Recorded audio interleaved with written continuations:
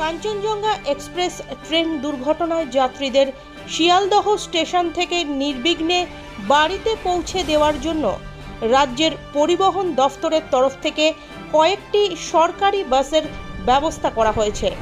দুর্ঘটনাগ্রস্ত ট্রেনটি সোমবার মধ্যরাতে শিয়ালদহ স্টেশনে এসে পৌঁছবে বলে রেল সূত্রে খবর।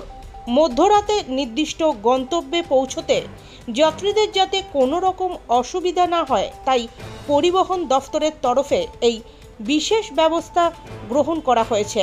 একের পর এক বাসগুলি ইতিমধ্যেই এসে পৌঁছেছে শিয়ালদহ স্টেশনে।